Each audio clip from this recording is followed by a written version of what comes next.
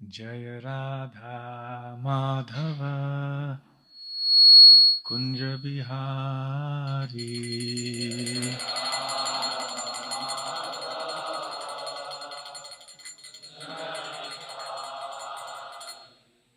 जय राधा माधव कुंज बिहारी।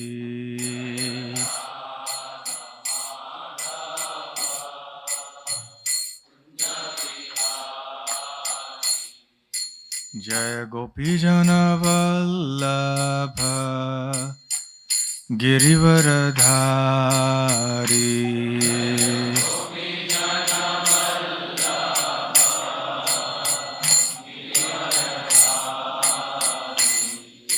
जय गोपीजन वल्लभ गिरिवरधारी।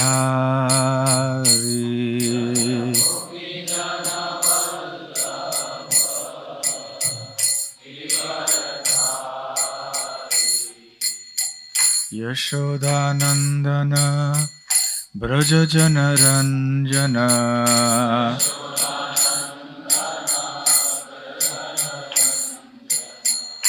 यशोदानंदन ब्रज जन रंजन।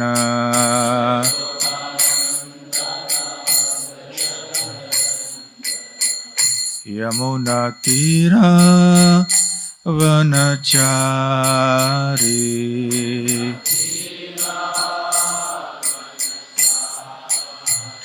यमुना तीरा वनचारी।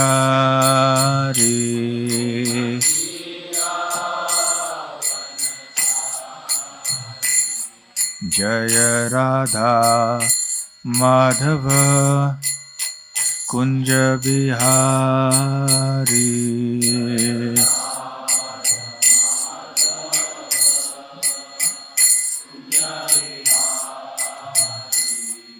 जय श्री कृष्ण चैतन्य प्रभु नित्यानंद। श्री अद्वैत गदाधर श्रीवासादि गौर भक्त वृंद।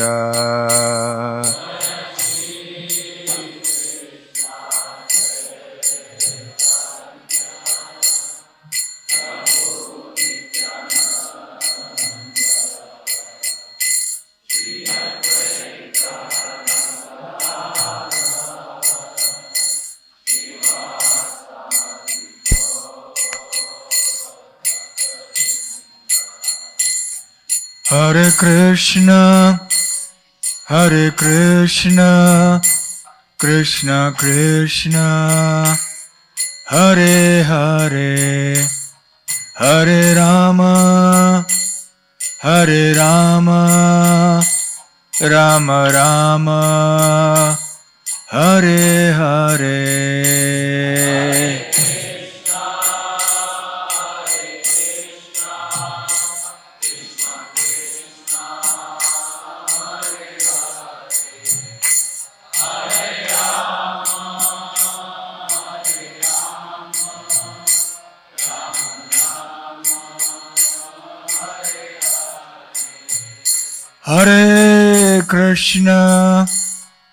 Hare Krishna Krishna Krishna Hare Hare Hare Rama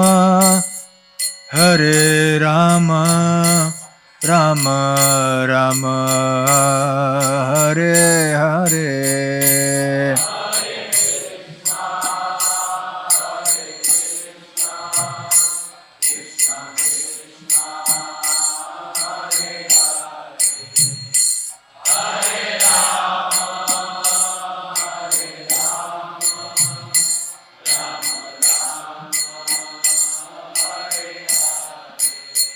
Hare Krishna Krishna Krishna Hare Hare Hare Rama Hare Rama Rama Rama Hare Hare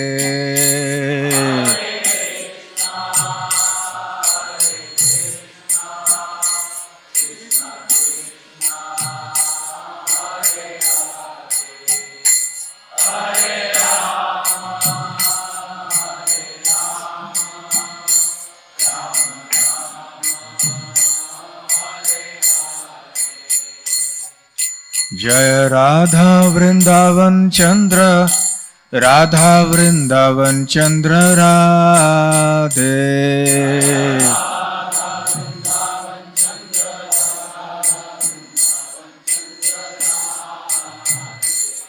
Jai Gauranitai Jaya Gauranitai Gauranitai Jaya Gauranitai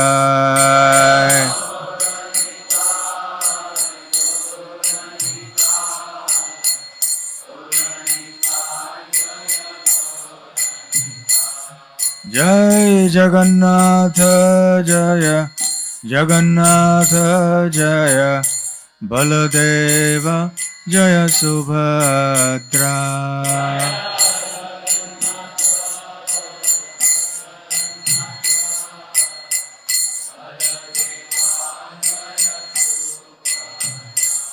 Jaya Jaya Prabhupada Prabhupada Prabhupada Jaya Jaya Prabhupada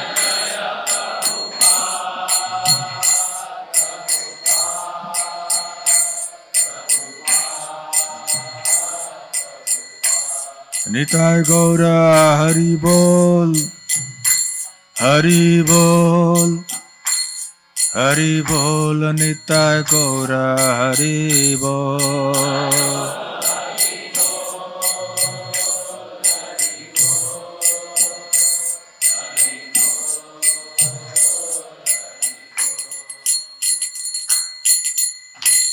Jayam Vishnupad Paramhansa Parivrajakaacharya Stotra Sat His Divine Grace Abhay Charana Ravinda Bhakti Vedanta Swami Srila Prabhupada Ki Jai Ananta Koti Vaishnava Vrinda Ki Jai Shri Shri Radha Vrindavan Chandra Ki Jai Shri Shri Gaur Nitai Ki Jai Shri Shri Jagannath Baladev Subhadra Mai Ki Jai Srila Srivas Thakur Avirbhav Divas Mahotsav Ki Jai Nitai Gaura Premanande Samaveta Bhakta Vrinda Ki Jai Samaveta Bhakta Vrinda Ki Jai Samaveta Bhakta Vrinda Ki Jai Shri Shri Guru Gauranga Ki Jai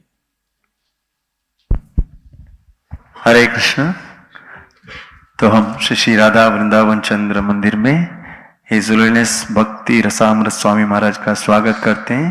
प्रेम से हृदय से एक बार हरे कृष्ण महामंत्र बोल के हरे Krishna Krishna Krishna Hare Hare Hare Ram Ram Ram Hare Hare. His holiness भक्ति रसामृत स्वामी महाराज की, श्रील प्रभुपाद की। हरे कृष्ण। हरे कृष्णा। धन्यवाद, परिचय यहीं तक रखा।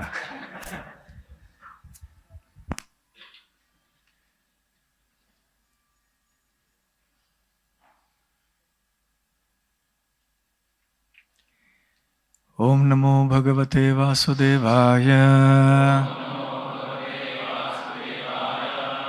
ओम नमो भगवते वासुदेवाय। ओम नमो भगवते वासुदेवाय।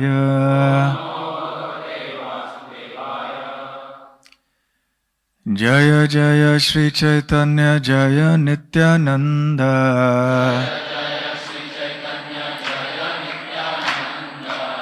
जय अद्वैत चंद्र जय गौर भक्त वृंद।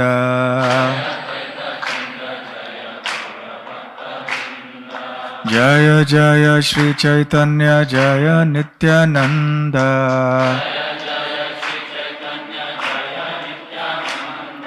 जय अद्वैत चंद्र जय गौर भक्त वृंद।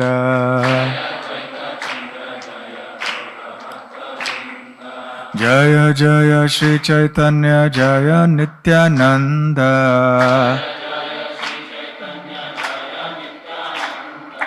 जय अद्वैत चंद्र जय गौर भक्त वृंद।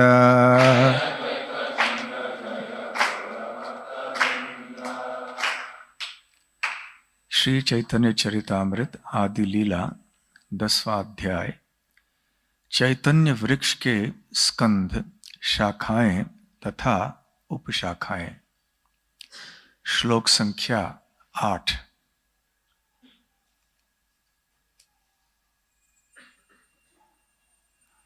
श्रीवास पंडित आर श्री राम पंडित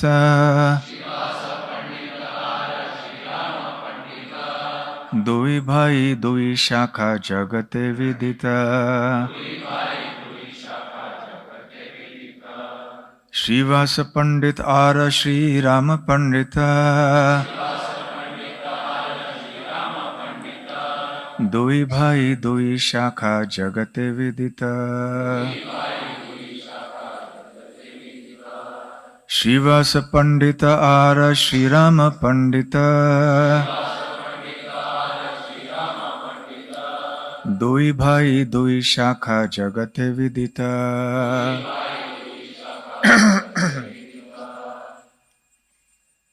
श्रीवास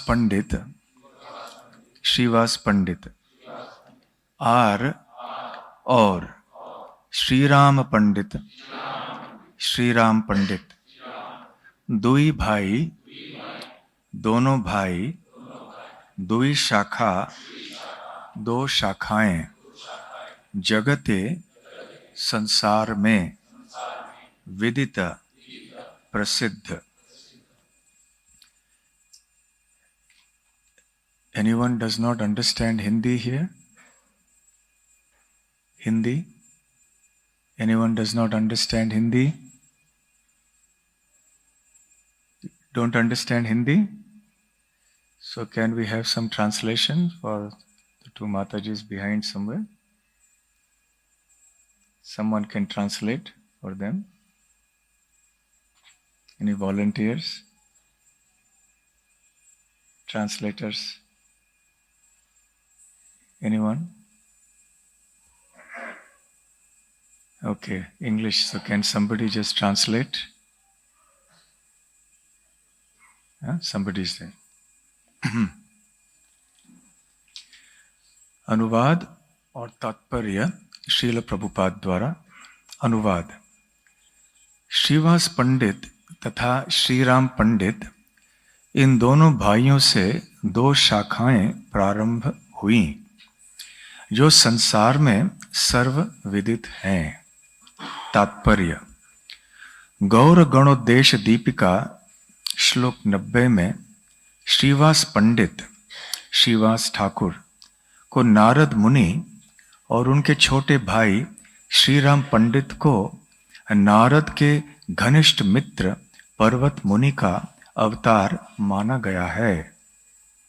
श्रीवास पंडित की पत्नी मालिनी को कृष्ण की धाय अंबिका की अवतार माना गया है, जिसने भगवान कृष्ण को अपने स्तनों से दूध पिलाया था। और जैसा कि पहले बताया जा चुका है, श्री चैतन्य महाप्रभु के लेखक ठाकुर वृंदावन दास की माता नारायणी, जो श्रीवास पंडित की भतीजी थीं, कृष्ण लीला में अंबिका की बहन थीं।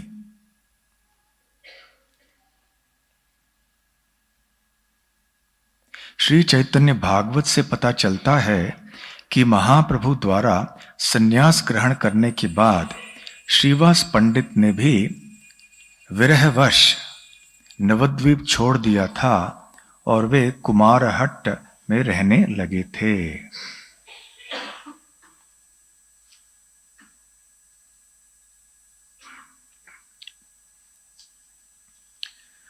ओम अज्ञानतिमिरान्धस्य ज्ञानाञ्जनशलाकया चक्षुरुन्मीलितं येन तस्मै श्रीगुरवे नमः।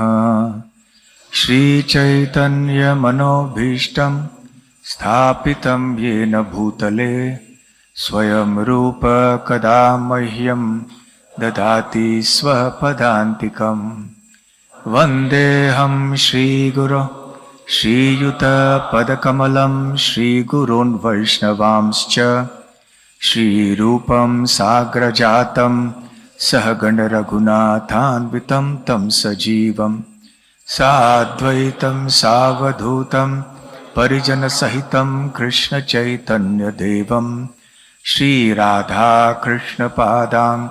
सहगणललिता श्रीविशाखान्वितांश्च नमो ॐ विष्णुपादाय कृष्णप्रेष्ठाय भूतले भक्तिवेदान्त स्वामिनिति नामिने नमस्ते सारस्वते देवे गौरवाणी प्रचारिणे निर्विशेष शून्यवादी पाश्चात्यदेशतारिणे मूकं करोति वाचालं पंगुं लङ्घायते गिरिं यत्कृपातमहं वन्दे श्रीगुरून् दीनतारणम् वाञ्छाकल्पतरुभ्यश्च कृपासिन्धुभ्य एव च पतितानां पावनेभ्यो वैष्णवेभ्यो नमो नमः नमो महावदान्याय कृष्णप्रेमप्रदायते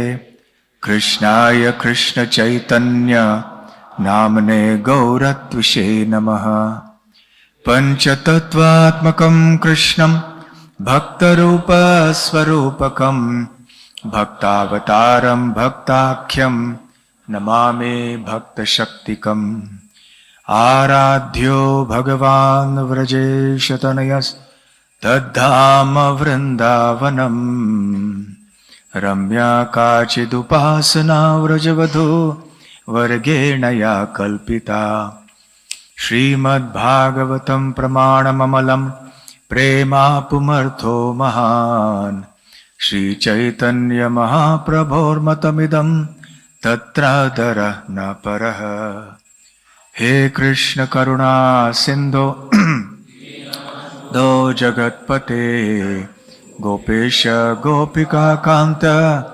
राधाकान्त नमोऽस्तुते तप्त कांचन गौरांगी राधे वृंदावनेश्वरी वृषभानुसुते देव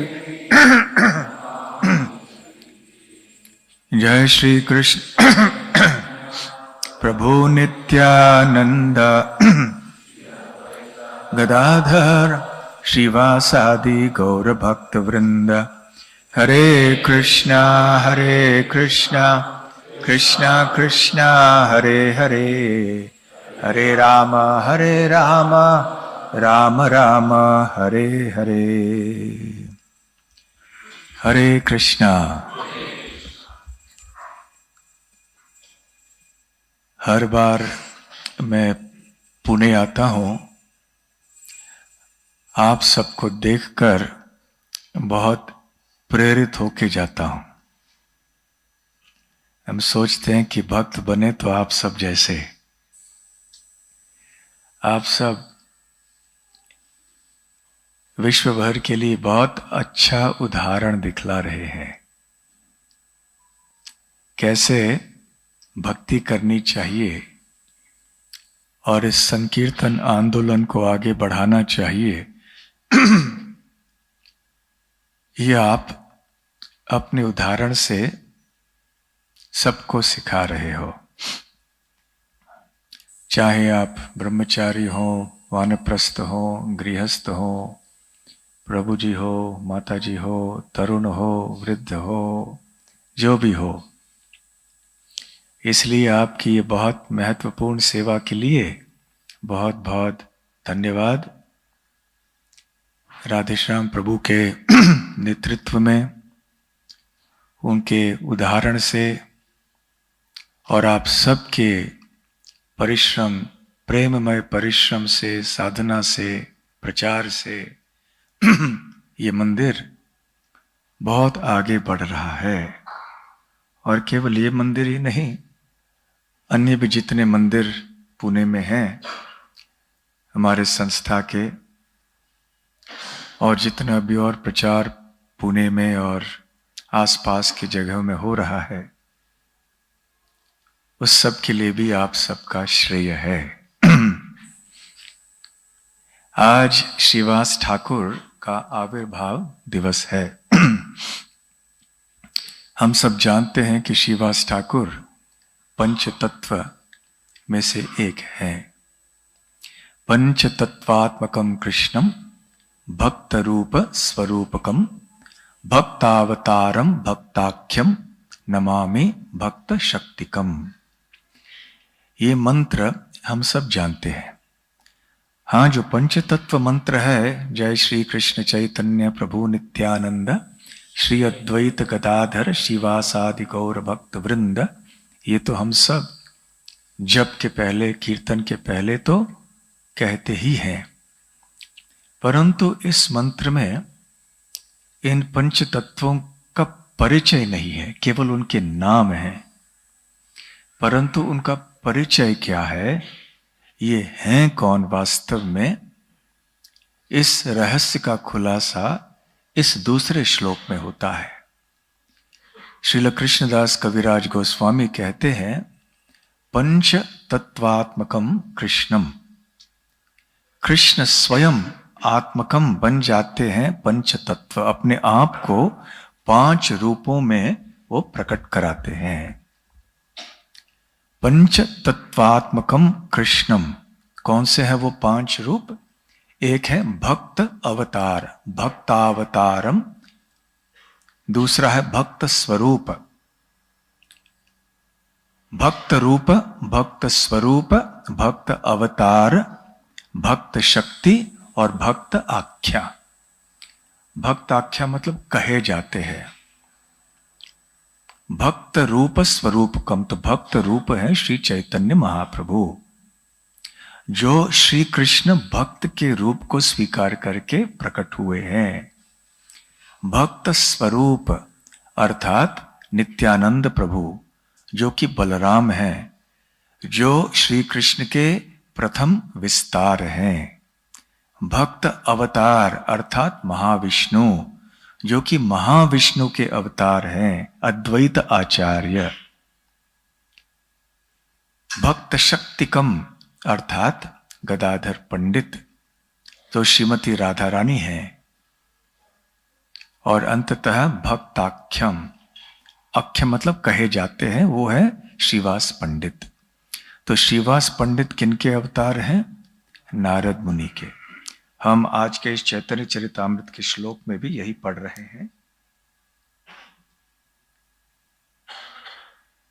इसमें कविराज गोस्वामी कहते हैं, या श्रील प्रभुपाद जी कहते हैं कि गौड़ गणोद्देश दीपिका में श्रीवास पंडित या श्रीवास ठाकुर का परिचय दिया गया है। आपको पता है कि क्योंकि चैतन्य महाप्रभु श्री कृष्ण ही हैं, इसलिए भगवान कृष्ण की वृंदावन लीलाओं में जो उनके पार्षद थे, वो गौर लीला में भी प्रकट हुए। चैतन्य महाप्रभु अवतार नहीं है, वो भी अवतारी हैं। जिस प्रकार से श्री कृष्ण अवतारी हैं, समस्त अवतारों के उद्गम हैं। यद्यपि जब वो प्रकट होते हैं, अवतीर्ण होते हैं, तो उन्हें भी अवतार कहा जाता है। फिर भी एक भेद भी किया जाता है। वो भेद ये है कि क्योंकि श्री कृष्ण से समस्त अवतार उत्पन्न होते हैं, तो श्री कृष्ण अवतारी हैं। तो हमें ऐसे नहीं मानना चाहिए कि श्री चैतन्य महाप्रभु भी श्री कृष्ण के विस्तार हैं, तो वो भी एक अवतार हैं। ऐसा नहीं है। श्रील कृष्णदास कविराज गोस्वामी बार बार समझाते हैं कि श्री चैतन्य महाप्रभु भी अवतारी हैं। तो वही श्री कृष्ण यहां नवद्वीप में प्रकट होते हैं, उनके नाम संकीर्तन की लीलाओं को प्रदर्शित करने के लिए। और उनके साथ में वृंदावन के जो पार्षद हैं वो भी आते हैं। तो वृंदावन के कौन से पार्षद श्री कृष्ण के किस रूप में प्रकट हुए गौर लीला में, ये कौन से ग्रंथ में बताया जाता है? गौर गणोद्देश दीपिका, किन्होंने रचना की है इस ग्रंथ की? कवि कर्णपुर। तो यहां श्रील प्रभुपाद जी कहते हैं कि श्रीवास ठाकुर नारद जी के अवतार हैं, अर्थात नारद मुनि गौर लीला में प्रकट हुए हैं श्रीवास ठाकुर के रूप में। तो ये जानना बहुत आवश्यक है।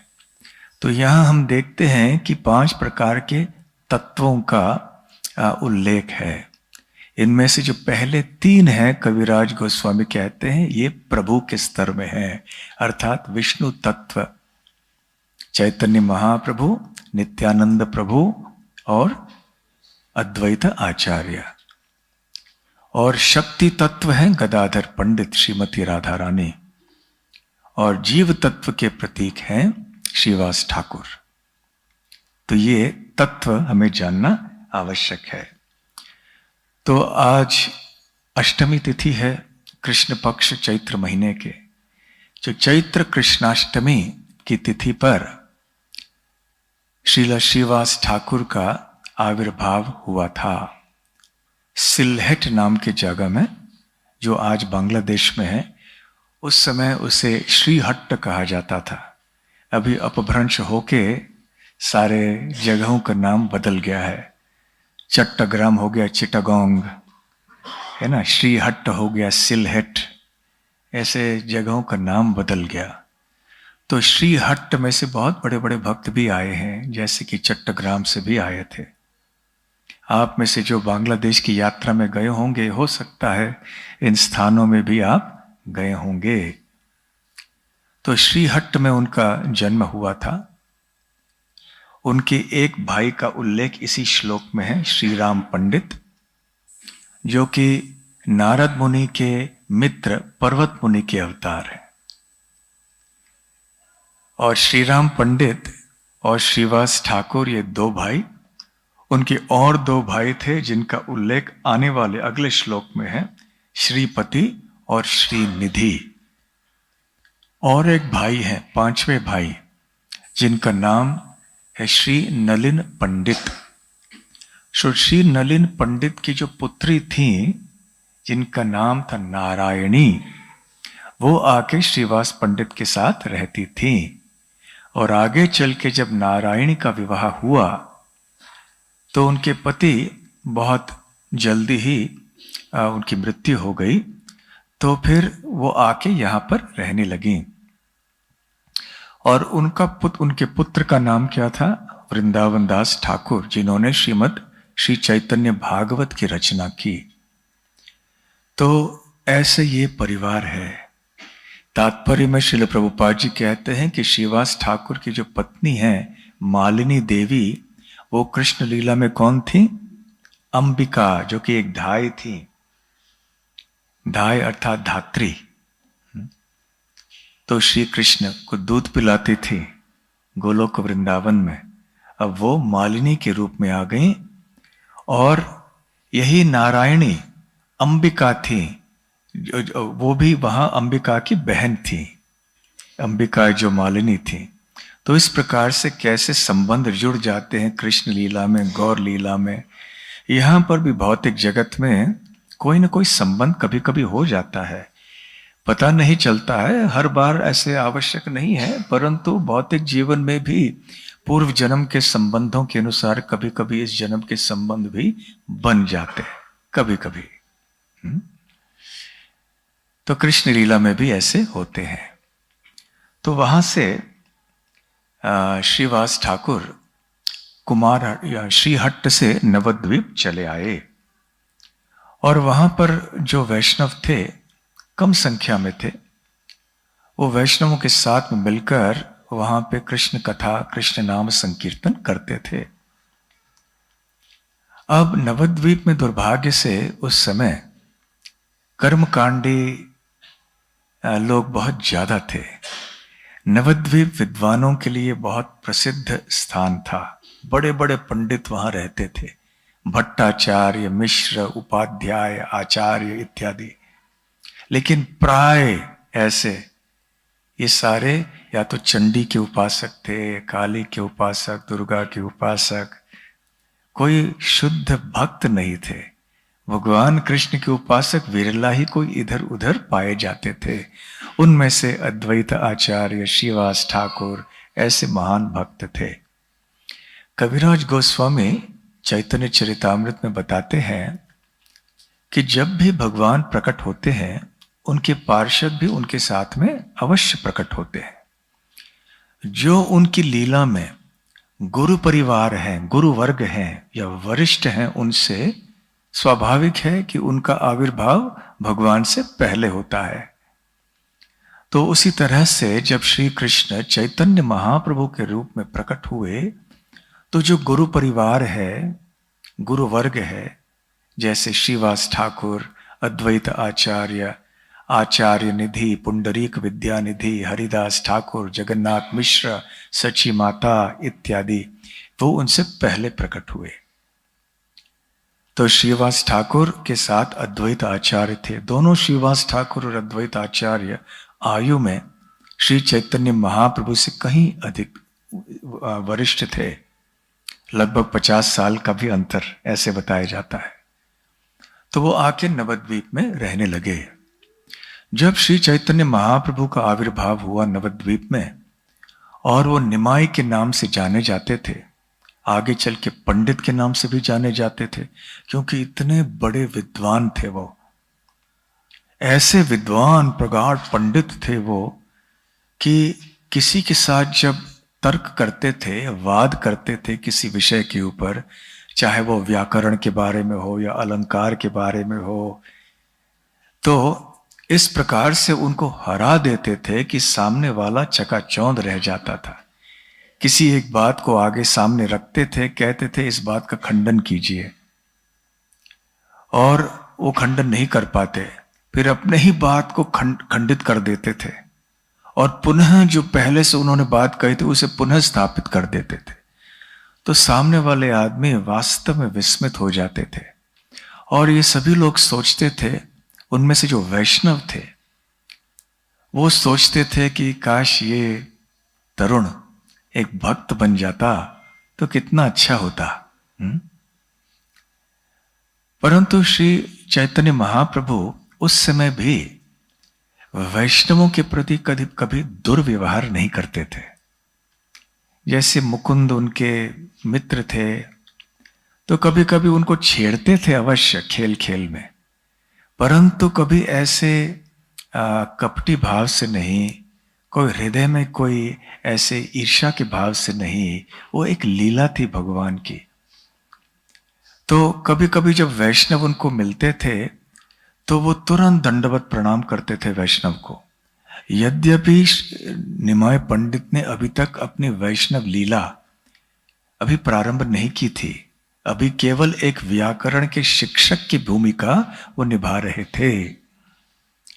तो जब भी वो दंडवत प्रणाम करते हैं तो भक्त लोग बहुत प्रसन्न हो जाते। श्रीवास ठाकुर को देखते ही सदैव निमाय पंडित दंडवत प्रणाम करते। तो श्रीवास ठाकुर उनको आशीर्वाद देते, कृष्णे मतिरस्तु। सारे वैष्णव इसी प्रकार से निमाय पंडित को हृदय पूर्वक आशीर्वाद देते और भगवान से प्रार्थना करते कि ये लड़का भक्त हो जाए, कितना अच्छा हो जाएगा। और एक बार श्रीवास ठाकुर से जब निमाय पंडित मिले तो श्रीवास ठाकुर ने कहा निमाय पंडित से कि देखो, शिक्षण प्राप्त करने का उद्देश्य होता है कृष्ण भक्त बनना। ये तो भगवत गीता में भी हम जानते हैं ना। कौन सा श्लोक है? बहुनाम जन्मनाम अन्ते ज्ञानवान माम प्रपद्यते, है ना। तो अनेक जन्मों का के ज्ञानार्जन करने के बाद व्यक्ति भगवान के शरण में आ जाता है ना। तो श्रीवास ठाकुर कहने लगे, ज्ञान अर्जन करने का अंतिम उद्देश्य है श्री कृष्ण का भक्त होना, परंतु इतना विद्वान होने के बाद यदि श्री कृष्ण के भक्त कोई नहीं बना तो फिर क्या लाभ है। इसलिए कृष्ण की भक्ति करो निमाय। तो निमाय उत्तर देते, हे ठाकुर, आप जैसे वैष्णवों की कृपा होगी तो ये भी संभव है। तो मैं भी कृष्ण भक्त हो जाऊंगा। बस आप ऐसी कृपा बनाए रखे मेरे ऊपर। बस काल का ही फर्क था। बस प्रतीक्षा कर रहे थे महाप्रभु अपने समय पर। वो अपनी भक्ति की लीलाओं को, अपने संकीर्तन के आंदोलन को प्रारंभ करना चाहते थे। तो ऐसे समय बीतता गया। उधर अद्वैताचार्य श्रीवास ठाकुर अपने सत्संग करते थे। अद्वैताचार्य भी कभी भागवत पे प्रवचन देते थे, कभी श्रीवास ठाकुर देते थे। फिर एक बहुत महत्वपूर्ण घटना घटी। श्री निमाय पंडित गया चले गए। वहां पे ईश्वरपुरी का दर्शन हुआ। पहली बार नहीं, नवद्वीप में भी पहले दर्शन हुआ था उनका। वहां गया में अद्वैत श्री ईश्वरपुरी से उनकी दीक्षा हो गई। उस दीक्षा के बाद एक ऐसा अद्भुत परिवर्तन दिखाई पड़ा निमाय पंडित में कि सभी लोग आश्चर्यचकित हो गए। उनके साथ में जितने भी उनके छात्र थे, जो भी आए थे उनके साथ गया में, वो भी आश्चर्यचकित हो गए। उनको पता नहीं चला कि हमारे जो आचार्य हैं, आचार्य उस समय मतलब जो शिक्षक होते हैं गुरुकुल में, उनको भी कभी आचार्य कहते हैं। आचार्य शब्द के कई तात्पर्य होते हैं। जैसे हम प्रभुपाद जी को आचार्य कहते हैं, फाउंडर आचार्य। तो ये आचार्य का तात्पर्य काफी भारी है। गुरुकुल में जो शिक्षक होते हैं, पाठशाला में जो शिक्षक होते हैं, उन्हें भी आचार्य कहते हैं, परंतु वो तात्पर्य उतना भारी नहीं है। तो खैर, अपने आचार्य के इस तरह के व्यवहार को देखकर वो समझ नहीं पाए कि हो क्या गया है हमारे आचार्य को। तो बिल्कुल प्रेमावेश में, भाव विभोर होकर प्रेमावेश में नाम कृष्ण कृष्ण कृष्ण कहते हुए वो वृंदावन की ओर जाना चाहते थे। परंतु एक आकाशवाणी ने उनसे कहा कि नहीं नहीं, वृंदावन जाने के समय अब नहीं आया है, आपको अभी आपके आंदोलन को प्रारंभ करना है। तो फिर वो चले आए वापस नवद्वीप। जब नवद्वीप आए तो सारे वैष्णव जब उनको देखा तो वो भी बहुत ही आश्चर्यचकित हो गए, बड़े ही आनंदित हो गए। अरे क्या चमत्कार हो गया है, ये निमाय पंडित वैष्णव बन गए। और अन्य लोग जो थे नवद्वीप में, उनको तो पता ही नहीं चला। ये वो तो सारे चंडी के उपासक थे। वो सोच लगे ये लड़का तो पागल हो गया। और वाकई इस तरह से जब निमाय पंडित के शरीर में अष्ट सात्विक विकार प्रकट हो जाते, भक्ति के उच्च कोटि के लक्षण प्रकट होते, तो कभी कभी वो गिर पड़ते और कभी कभी जोर से हंसने लगते, कभी नाचने लगते, कभी रोने लगते, कभी जोर से चिल्लाने लगते भाव में आके।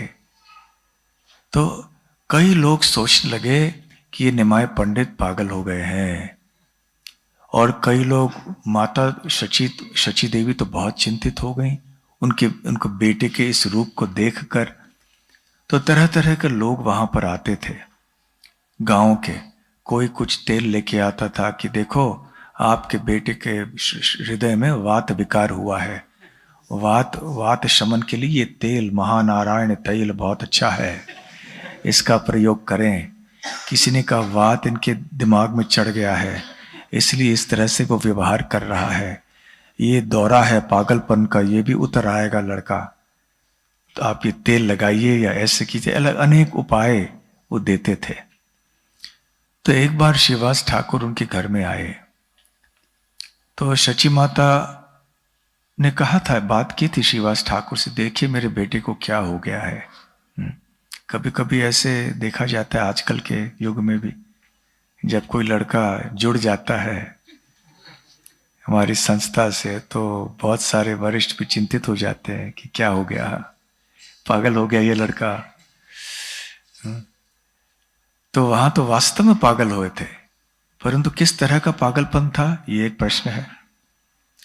तो श्रीवास ठाकुर जब आए उनके पास तो निमाय पंडित ने उनसे पूछा कि हे ठाकुर, लोग कह रहे हैं कि मैं पागल हो गया, तो क्या सचमुच में पागल हो गया हूं? तो श्रीवास ठाकुर ने उत्तर दिया, अरे निमाय, तुम जिस तरह से पागल हुए हो ना, मैं भी उसी तरह से पागल होना चाहता हूं। तुम्हारा पागलपन तो बहुत अच्छा है। तो निमाय पंडित ने इस बात ने सुना तो बहुत अच्छा लगा उनको। कहने लगे, ठाकुर, यदि आपने भी कहा होता कि मैं पागल हो गया हूं, तो मैं इसी क्षण गंगा में जाके मैंने आत्महत्या कर दी होती। तो आपने मेरी जान बचाई, मुझे प्राण आपने दे दिया। तो इस प्रकार से श्रीवास ठाकुर ने निमाय पंडित के साथ लीला की। उस समय जैसे समय बीतता गया, वहां पर उस समय नित्यानंद प्रभु वहां पर आए। जब पहले आए तो वो सीधे नंदन आचार्य के घर में गए। तो चैतन्य महाप्रभु को पता चला, वो तो स्वयं श्री कृष्ण है, कि नित्यानंद प्रभु आए हैं और वो नंदनाचार्य के घर में है। तो फिर वहां पर वो गए। वो साबित करना चाहते थे भक्तों के सामने कि नित्यानंद प्रभु कौन है, क्योंकि नित्यानंद प्रभु को देखकर लोग समझ नहीं पाते थे। अनेक बार गलत फहमियां हो जाती थी, क्योंकि नित्यानंद प्रभु एक अवधूत के समान थे। एक अवधूत जो होते हैं वो कोई सामाजिक नियमों का पालन नहीं करते हैं। कभी इस तरह से व्यवहार करते हैं, कभी उस तरह से, कभी ऐसे व्यवहार करते हैं कि सभी लोग बहुत ही भ्रमित हो जाते हैं कि ये भक्त ऐसे कैसे कर सकता है। तो महाप्रभु जानते थे, इसलिए वो बताना चाहते थे कि नित्यानंद प्रभु कौन है और इनका भाव कितना ऊंचा है। तो फिर जैसे सारे भक्त लोग महाप्रभु के साथ नंदन आचार्य के घर में गए, वहां नित्यानंद प्रभु बैठे थे। तो महाप्रभु ने श्रीवास ठाकुर से कहा कि कोई श्रीमद् भागवतम का श्लोक कहिए।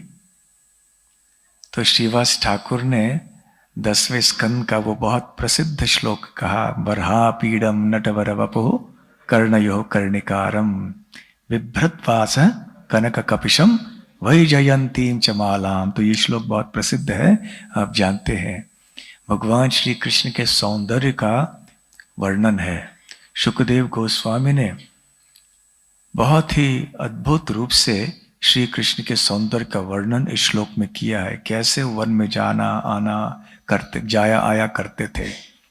मोर पंख बालों में बरह अपीड़म नटवर वपुः, नृत्य करते हुए श्री कृष्ण नटवर हैं।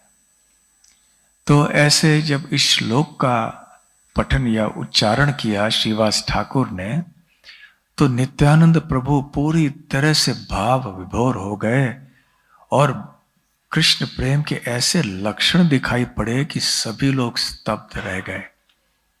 फिर महाप्रभु प्रसन्न हुए कि हाँ, अभी सभी लोग समझ गए कि नित्यानंद प्रभु कौन है। कभी कभी जो सच्चे भक्त होते हैं उनको पहचाना नहीं जाता है, क्योंकि वो साधारण लोगों की तरह दिखते हैं। कभी कभी जो भक्त की भूमिका निभाते हैं वो भक्त नहीं होते हैं। तो दोनों चीजें ऐसी पाई जाती हैं दुनिया में।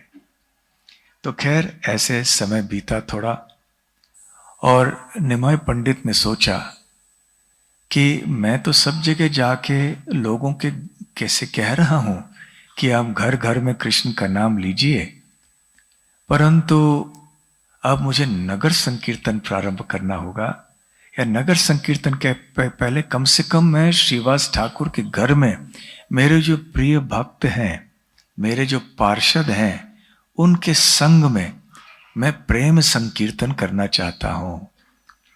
तो शिवा एकादशी के दिन श्रीवास ठाकुर को और अपने अन्य भक्तों को निमाय पंडित ने बुलाया और कहा कि हरिवासर पे संकीर्तन करना आवश्यक है, तो आज से हम संकीर्तन करेंगे। तो रात भर श्रीवास ठाकुर के घर में संकीर्तन हुआ। महाप्रभु ने कहा कि सारे दरवाजे बंद कर दो, कोई व्यक्ति बाहर से अंदर न आए। केवल गिने चुने उनके जो पार्षद थे वही उस संकीर्तन में शामिल थे। और इस प्रकार से चैतन्य महाप्रभु ने श्रीवास ठाकुर के घर में संकीर्तन प्रारंभ किया। चैतन्य चरितामृत में श्रील कृष्णदास कविराज गोस्वामी बतलाते हैं कि ऐसे 4 स्थान हैं जहां पर श्री चैतन्य महाप्रभु का सदा आविर्भाव पाया जाता है। पहला है शची माता के घर के मंदिर में, जहां शची माता अपनी उपासना करती थी घर में। दूसरा स्थान है या दूसरे स्थान है जहां भी नित्यानंद प्रभु नृत्य करते थे, वहां पे अवश्य चैतन्य महाप्रभु का आविर्भाव होता था, जहां भी नित्यानंद प्रभु नृत्य कर रहे हों। तीसरा स्थान था राघव पंडित के घर में, और चौथा स्थान था श्रीवास पंडित के कीर्तन के समय। श्रीवास पंडित के घर में जब कीर्तन होता था अन्य भक्तों के साथ में, वहां पे सदा आविर्भाव चैतन्य महाप्रभु का होता था। तो श्रीवास ठाकुर और उनके घर का कितना महत्व है, इस बात से हम जान सकते हैं। तो ऐसे रात भर कीर्तन चलता और सारे भक्त भी भाव विभोर होकर वहां पर रहते। तो जो आसपास के लोग थे, पड़ोसी थे, वो बहुत विचलित होते थे, क्योंकि उनको भक्ति में कोई रुचि नहीं थी। इसलिए वो लोग बहुत शिकायत करते, फिर बहुत निंदा करते श्रीवास ठाकुर की, निमाई पंडित की। ये अच्छा खासा लड़का था, इन वैष्णवों के संग में आके बिगड़ गया। निमाई पंडित की बात करते हैं। देखिए आजकल की बातें भी ऐसी ही होती हैं। कितनी बार शायद आपको भी किसी ने कहा होगा, आपके संग में आकर हमारे रिश्तेदार बदल गए, खराब बिगड़ गए। और फिर वो सोचने लगी कि हमारी नींद ये लोग खराब कर रहे हैं। तो उन्होंने सोचा क्या किया जाए, तो उन्होंने एक अफवाह फैला दिया।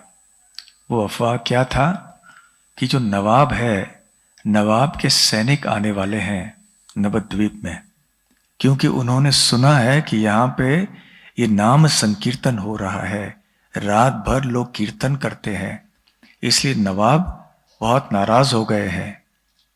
वो अपने सैनिकों को भेज रहे हैं। तो नवद्वीप में जैसे ही ये अफवाह फैल गई तो सभी लोग चिंतित होने लगे, डर गए कई लोग।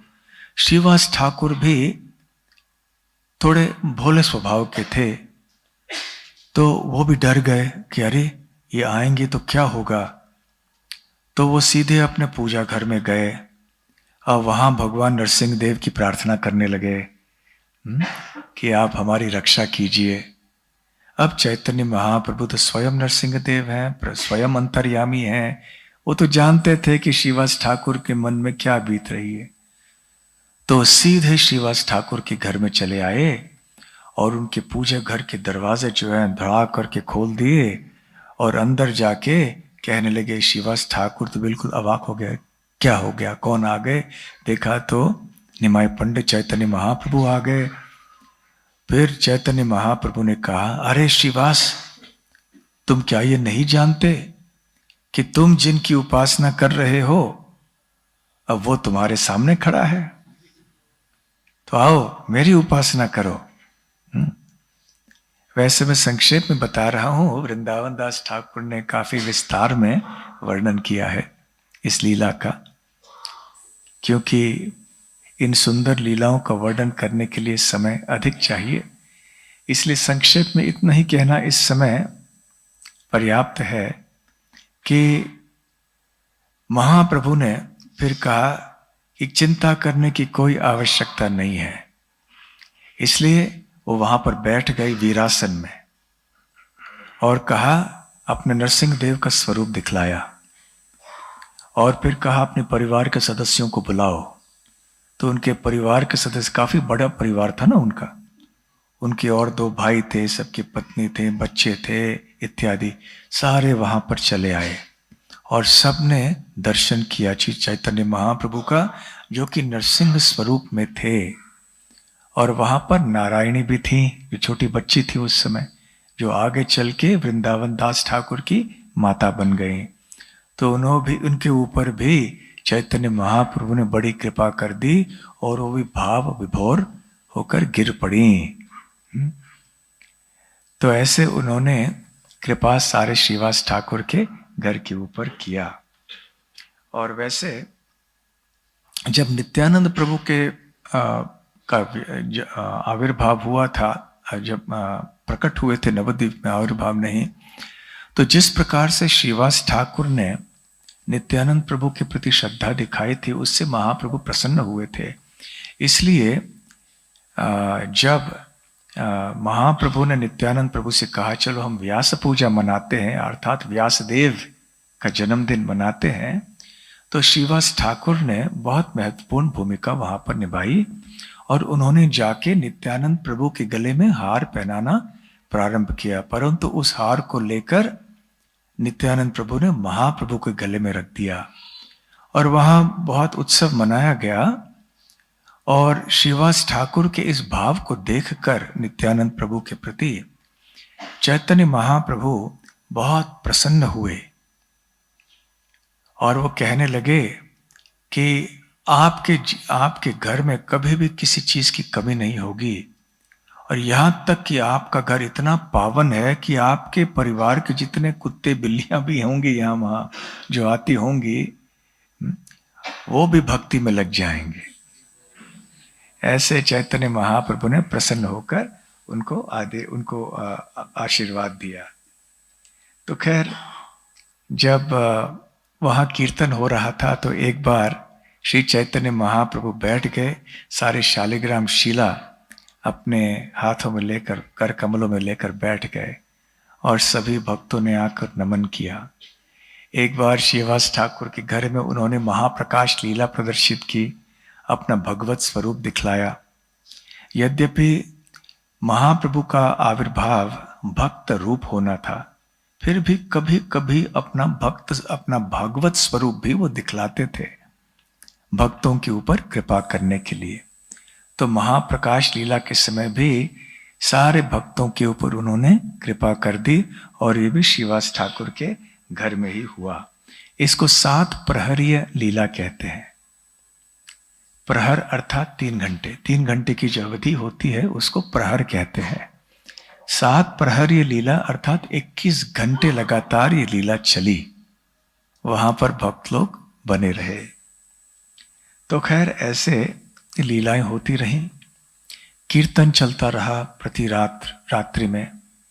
एक बार हुआ ये कि महाप्रभु ने अपने नृत्य बंद कर दिया और उन्होंने कहा कि देखो यहां कोई ऐसे व्यक्ति है जिसे कि नहीं होना चाहिए, यहां पर कोई बिना अनुमति के यहां पर व्यक्ति आ गए हैं, इसलिए कीर्तन का रस का आस्वादन में नहीं कर पा रहा हूं।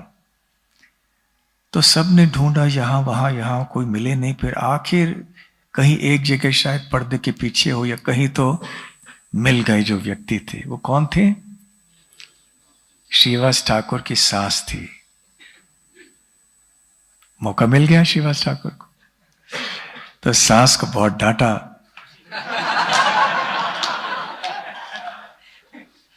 वैसे कहाँ मौका मिलता है।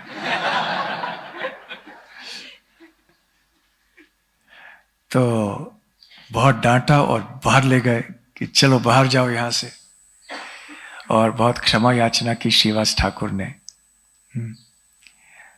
और एक बार ऐसे हुआ कि एक दुग्धाहारी ब्रह्मचारी आया श्रीवास ठाकुर के पास। दुग्धाहारी अर्थात केवल दूध पीता था वो, और बहुत निवेदन किया उसने कि मुझे भी संकीर्तन सुनने दो और देखने दो, मैं छुप के पीछे रहूंगा।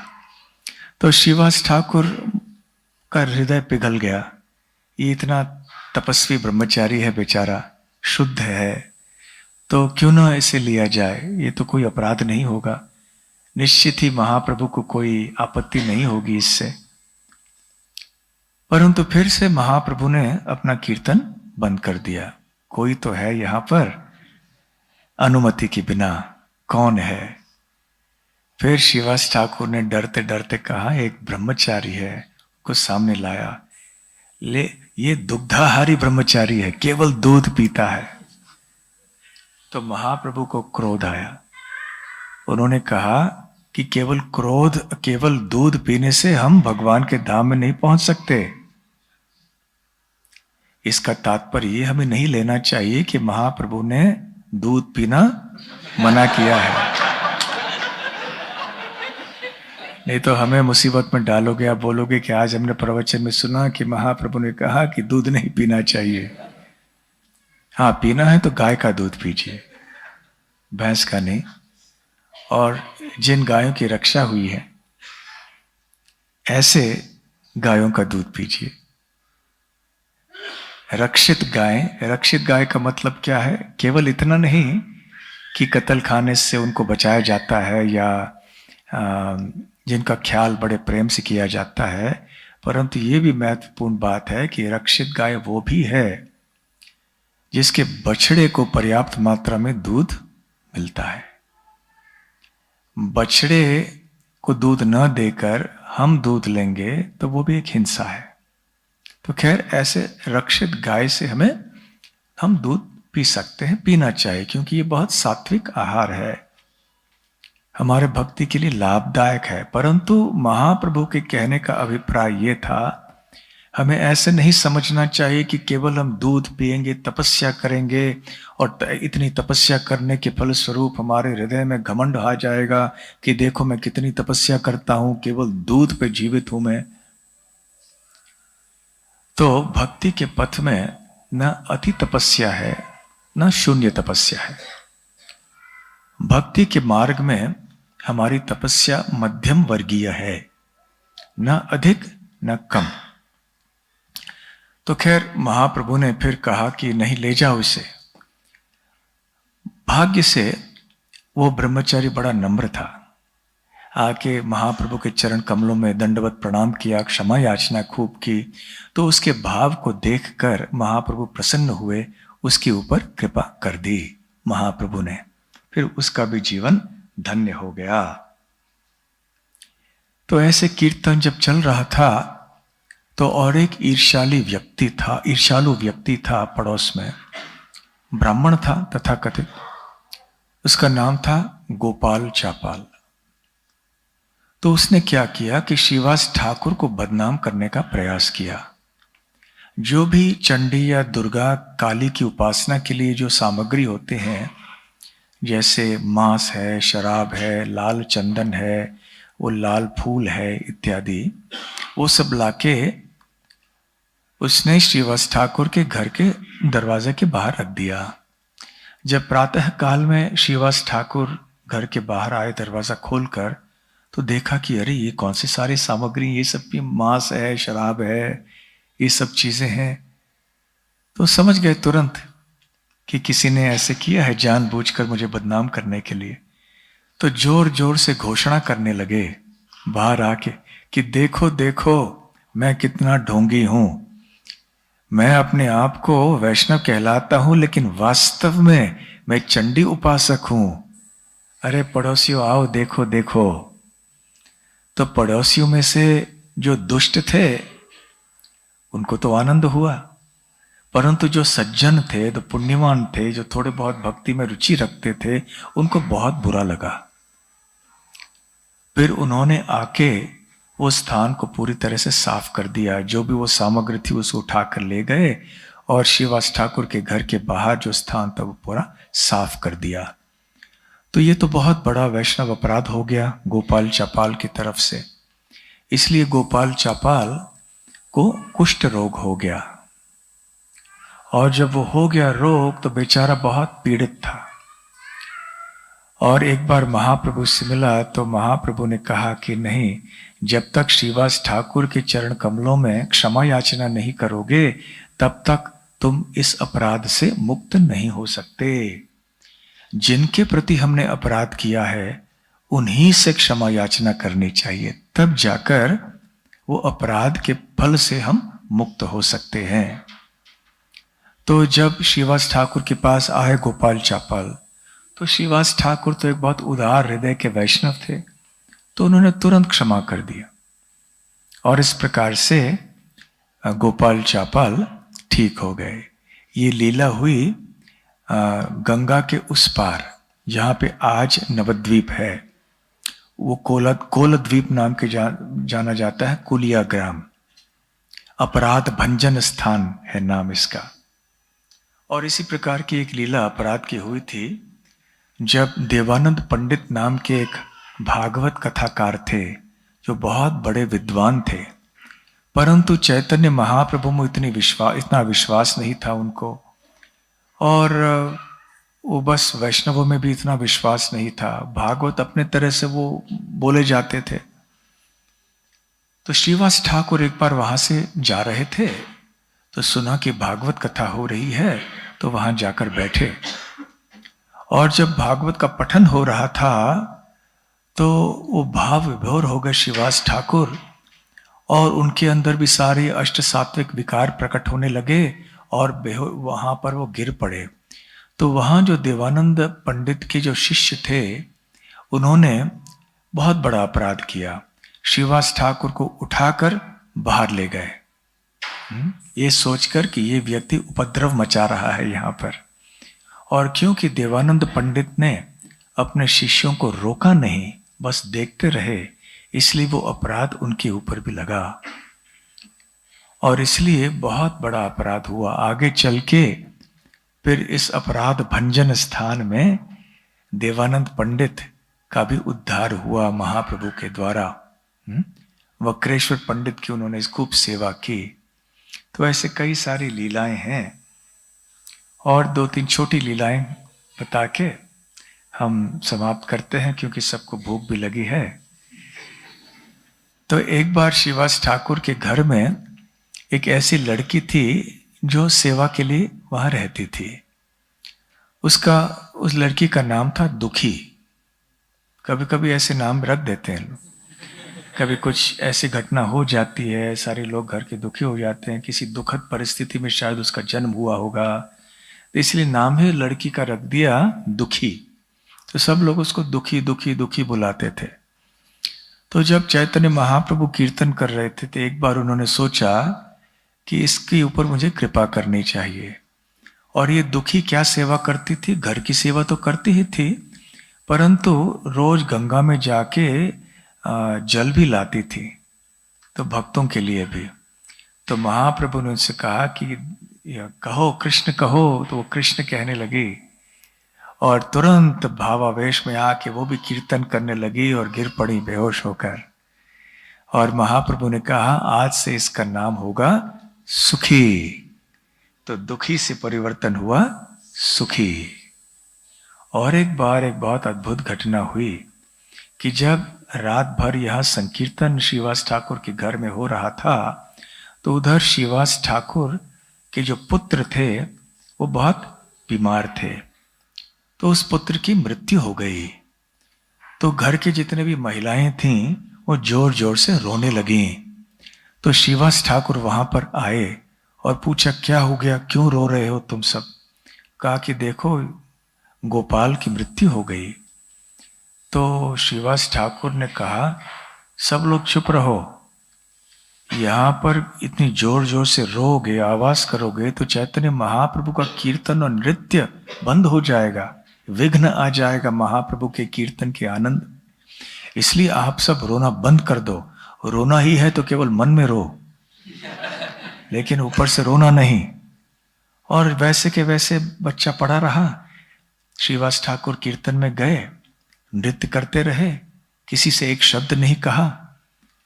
वैसे काफी समय तक जब कीर्तन चलता गया तो महाप्रभु रुके, कुछ तो हुआ है, क्या बात है? आप कोई ऐसी चीज है जो मुझे नहीं बता रहे हो, तो क्या बात है? तो सबने बताया कि श्रीवास ठाकुर के पुत्र का देहांत हो गया है। तो महाप्रभु ने बताया अरे मुझे क्यों नहीं बताया? नहीं, श्रीवास ठाकुर ने कहा वो हम नहीं चाहते थे कि आपका आनंद भंग हो। तो महाप्रभु ने कहा कि इसलिए तो मैं कहता हूं कि श्रीवास ठाकुर मेरे प्राण के इतने प्रिय है, मेरे प्राण से भी अधिक प्रिय मेरे लिए श्रीवास ठाकुर है। इस तरह का भाव किसके पास हो सकता है? तो वो अंदर गए और उस बच्चे का स्पर्श किया और वो बच्चा जीवित हो गया। और महाप्रभु ने इस बच्चे से पूछा कि अरे गोपाल तुम क्यों चले गए इतनी जल्दी? तो बच्चे ने जवाब दिया मैं तो एक जीवात्मा हूं, आपका दास हूं, मैं स्वतंत्र नहीं हूं, जहां आप मुझे ले जाओगे, जहां आप मुझे रखना चाहते हो, मैं वही करता हूं। तो अब आगे मेरी राह कहीं लोग देख रहे हैं, तो मुझे जाना है।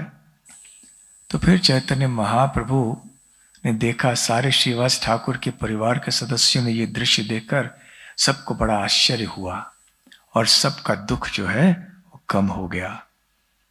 अभी हमें याद रखना है कि इस तरह हम श्रीवास ठाकुर की नकल नहीं कर सकते। हाँ, नहीं करना चाहिए। श्रीवास ठाकुर का स्थान क्या है और हमारा स्थान क्या है, इसलिए महाभागवतों से हमें प्रेरणा प्राप्त करनी चाहिए, उनके पद चिन्हों में हमें चलना चाहिए, परंतु उनकी नकल करने का प्रयास नहीं करना चाहिए। जब महाप्रभु ने संन्यास लिया तो फिर वो जगन्नाथपुरी चले गए। तो प्रतिवर्ष जैसे ही नवद्वीप के भक्त वहां पर जाया करते थे महाप्रभु का संग प्राप्त करने के लिए नीलाचल में, तो बंगाल के विभिन्न स्थानों से भी लोग जाते थे। कोई चट्टग्राम से आते थे, कोई श्रीहट्ट से आते थे, श्रीखंड से आते थे। तो महाप्रभु के संन्यास लेने के बाद श्रीवास ठाकुर वहां रह नहीं पाए नवद्वीप में, जैसे कि प्रभुपाद जी यहां तात्पर्य में कहते हैं, क्योंकि वहां पे उनको बहुत स्मरण होता था, विरह की भावना बहुत होती थी महाप्रभु के प्रति। तो वो कुमारहट्ट नाम के स्थान में चले गए, जो कि ईश्वरपुरी का जन्म स्थान था, और वहां पर रहने लगे। तो महाप्रभु जब संन्यास लेने के बाद जा आए थे बंगाल, तो वो कुमारहट्ट में भी आए, और जहां पे उनके गुरु का जन्म स्थान था ईश्वरपुरी का, वहां से थोड़ी उन्होंने मिट्टी निकाल ली जमीन से और अपने कपड़े में उन्होंने बांध के ले लिया। तो ये देखकर सारे वैष्णव जो भी थे वो भी ऐसे मिट्टी निकालने लगे। तो निकालते निकालते निकालते निकालते वहां एक सरोवर जैसा बन गया। वो छोटा खड्डा हुआ, फिर बाकी सरोवर जैसा बन गया। तो इसलिए इसको चैतन्य डोबा कहते हैं, आज भी है वहां पर। और उस चैतन्य डोबा के पास में श्रीवास ठाकुर रहते थे। याद रखिए, ये महाप्रभु के संन्यास लेने की बाद की बात है। तो फिर वो श्रीवास ठाकुर से मिले उस समय कुमारहट्ट में, और उन्होंने श्रीवास ठाकुर से कहा, अरे ठाकुर, आप गृहस्थ हो, आपका परिवार इतना बड़ा है, आपको कुछ धन की प्राप्ति के लिए कोई प्रयास करना चाहिए, नहीं तो इतने बड़े परिवार का भरण पोषण कैसे होगा। तो श्रीवास ठाकुर ने क्या किया, 3 बार ताली बजाई, 1 2 3, चौथी बार नहीं, 3 बार ऐसे ताली बजाई। तो महाप्रभु ने पूछा, इसका तात्पर्य क्या है, 3 बार ऐसे ताली बजाने के पीछे क्या रहस्य है। तो श्रीवास ठाकुर ने कहा कि यदि मैंने 3 बार ताली बजाई, 1 दिन 2 दिन 3 दिन यदि मुझे भोजन नहीं मिला, तो मैं जाके गंगा में डूब जाऊंगा। दूसरे शब्दों में, इतना विश्वास श्रीवास ठाकुर को था कि क्योंकि मैं कृष्ण भक्ति कर रहा हूं, तो भगवान मेरी सारी आवश्यकताओं को पूर्ण करेंगे। इतना अटूट विश्वास उनमें था, इसलिए उन्होंने ऐसे कह दिया।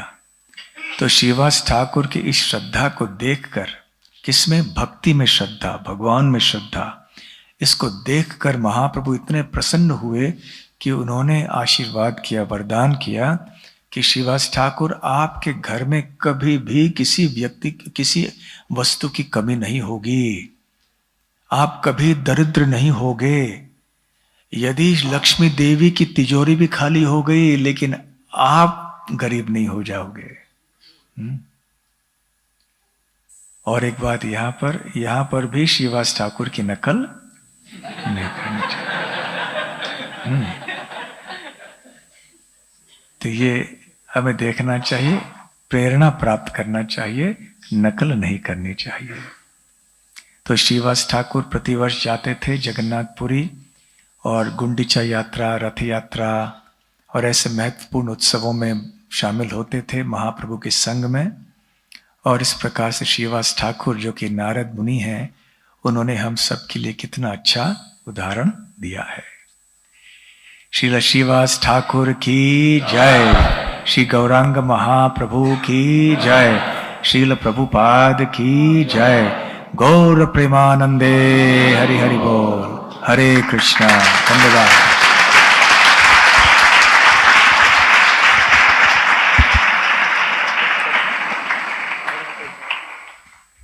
आपको भूखा रखने के लिए क्षमा याचना है, देर हो गई आपसे। चलिए।